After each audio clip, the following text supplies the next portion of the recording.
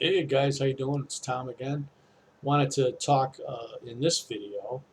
I wanted to discuss something that kind of piggybacks from my last video, which was like how long to come to the Philippines. Now I want to talk about how much money should you bring to the Philippines, right? When you're coming here to visit for the first time, let's say, right? And you're going to come here. This is assuming that you're going to come here for the full like 28 days, that I suggested, right? Now, there's different things you can do here, right? Like you're obviously going to want to bring some cash with you, but you don't need to necessarily bring all the cash that you're going to need for the whole trip. You know what I mean? At one, with you, you know, because that could be, for a month. I mean, that you're talking that could be $4,000 or something like that, right? So, I would suggest. I mean, there's different things you could do. You could transfer if you have a Charles Schwab account or a Fidelity bank account, okay? And I think there's some other ones. I think maybe even USAA Bank might do this as well. But if you have like Schwab, let's say, you can just use your Schwab ATM or debit card, whether you have a savings or a checking account with Schwab. It doesn't have to be a checking. It could be savings also.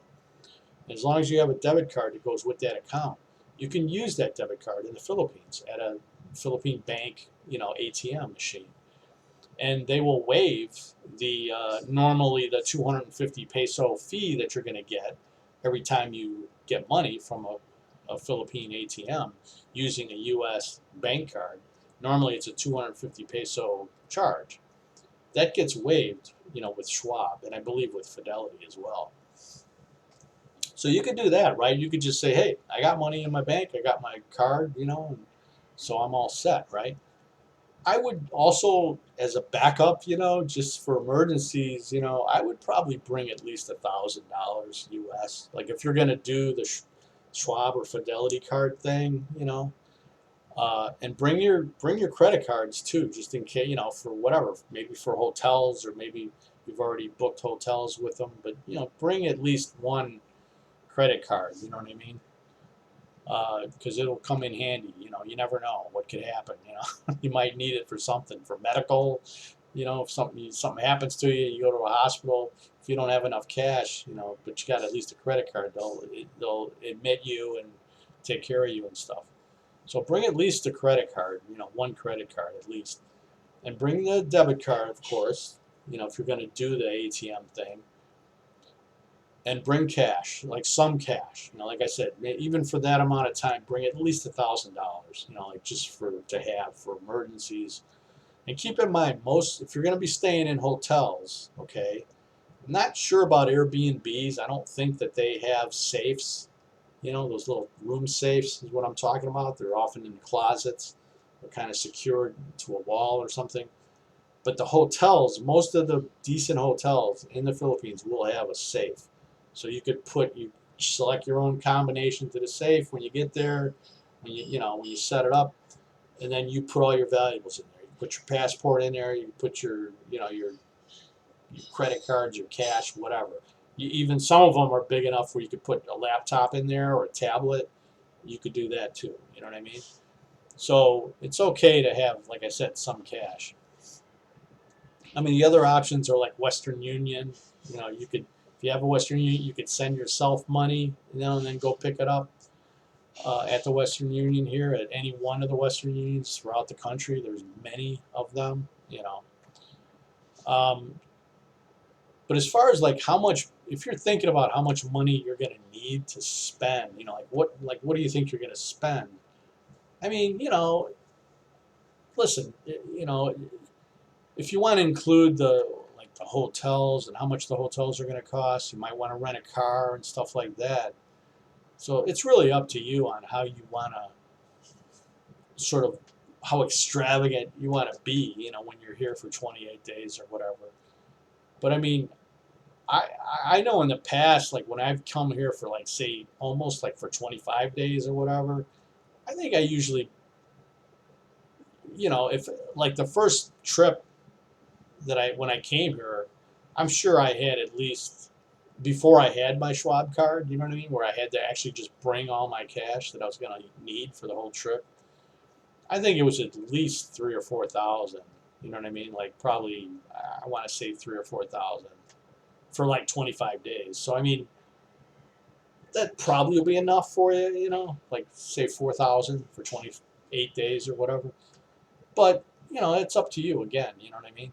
You could also, pay for all these hotel rooms in advance with a credit card, so that you don't have to sort of come out of your pocket for that, right?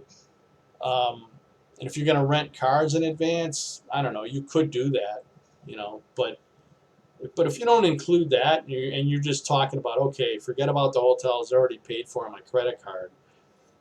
How much cash do I need? Just walking around money or just spending money for food and whatnot. And your airplane ticket, I'm assuming, you're going to pay that with a credit card up front, round trip ticket.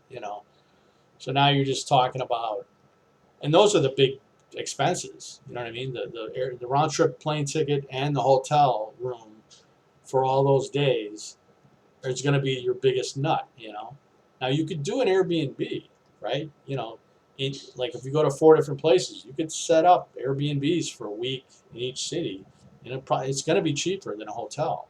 You know, it's not going to have like breakfast included and stuff like that. You know what I mean? There's amenities that come with hotels that aren't always going to be present with a Airbnb.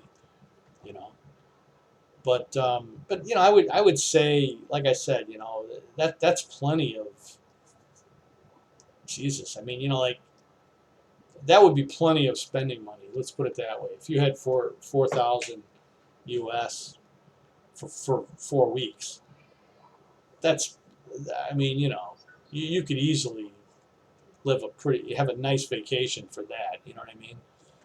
Especially if you don't include the airfare and the hotel in that number. You just say, no, that's my like spending money. That's plenty of money, man. You know. So that's just my ideas, my opinions on what you should probably bring with you, or at least figure on spending. You're not going to have to bring all this money with you again. You could do the Schwab thing, the Fidelity card thing, Western Union, whatever. But whatever you do, even if you do that, you should bring, in my opinion, you should bring at least about 1,000 cash just in case, and a credit card, definitely. you know. And a lot of times when you use a credit card to buy your plane ticket and your hotels and whatnot, they want to see that card. Like when you show up at the airport, sometimes they want to see it, but oftentimes in the hotel, they want to see it.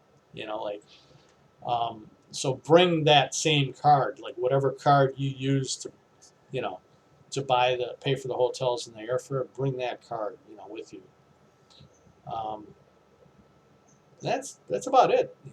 Um, and have fun, man. Like don't see as much as you can. You could see the interesting sights and all that, and you can rent a car too. And I will tell you, Bohol is an excellent place to, as a first-time driver in the Philippines. Bohol would be the best. It's the easiest. There's not a lot of traffic, not a lot of congestion, not a lot of roads. It's just like it's pretty easy to navigate.